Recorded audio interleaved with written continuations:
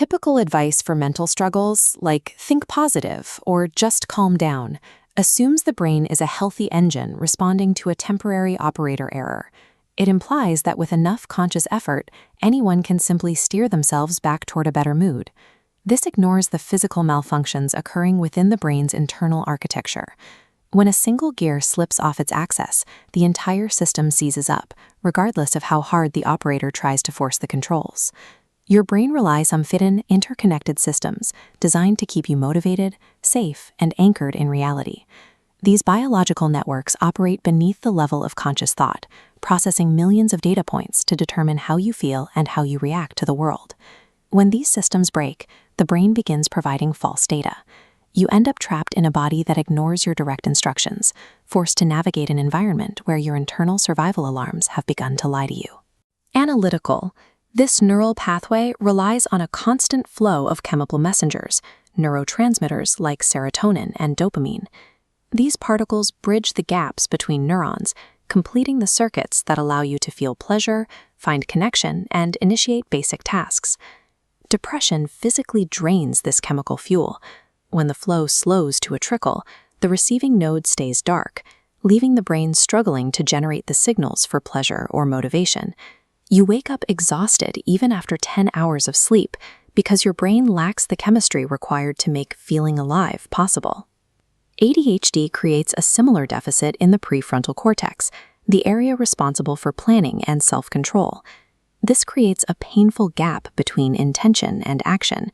You might know exactly what you need to do, but because the brain isn't producing enough dopamine to bridge the connection, initiating a simple task feels like trying to climb a mountain.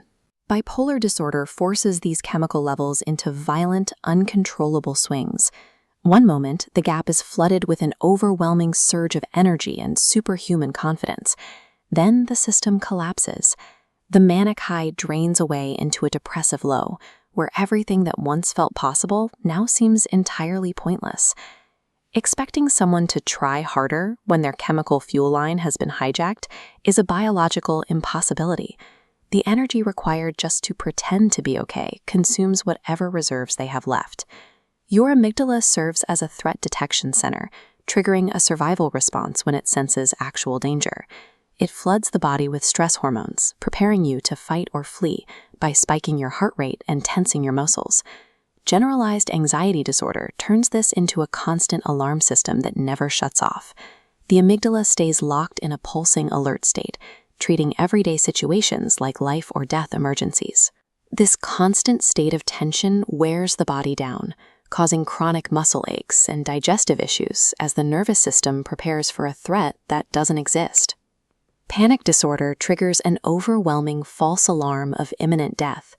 The physical sensations of the attack, chest tightness and numbing hands, create a feedback loop where the fear makes the symptoms worse and the symptoms convince the brain that a heart attack or stroke is actually happening. Social anxiety hijacks this same survival mechanism.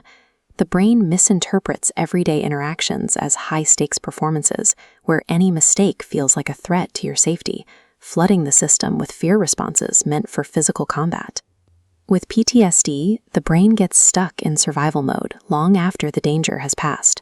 It loses the ability to file traumatic memories away, instead replaying them as vivid physical experiences that force the body to relive the worst moments of the past in the present. For these individuals, the true danger is the internal landscape. Their nervous system has transformed the ordinary world into a literal war zone, demanding a constant state of hypervigilance that never allows for rest. When the internal environment becomes this chaotic, the mind often resorts to desperate measures to regain control. OCD traps the brain in loops of intrusive thoughts and repetitive rituals, while eating disorders use food restriction as a way to manage the overwhelming feeling that everything else is falling apart. In the most severe cases, the brain's processing of reality itself fractures. As shown in this sensory map, schizophrenia causes internal nodes to spontaneously generate complex signals with no external source. The brain genuinely hears voices or sees images that don't exist, perceiving these hallucinations as absolute, objective truth. Dissociative identity disorder represents a final, profound survival response. When childhood trauma becomes too heavy for a single consciousness to bear, the mind shatters into compartmentalized identities. This fragmentation allows the person to survive the pressure by hiding traumatic memories behind walls the main identity cannot access. These are the extremes of a brain pushed past its breaking point. A biological system rewriting reality or fragmenting the self just to endure the weight of its own existence. Whether it's the chemical deficits of depression or the constant grinding tension of anxiety, these disorders share a common, invisible cost, a state of profound, unrelenting physical exhaustion.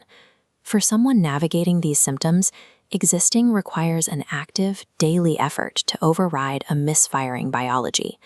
Every simple task, from making a phone call to getting out of bed, requires a massive expenditure of energy that most people take for granted. Recognizing this should change how we view mental health. We have to look past the behavioral symptoms and see the immense strength required to fight a war against one's own mind every single hour of the day. Surviving a mental disorder is not a test of character. It is the ultimate test of human endurance against a malfunctioning survival engine.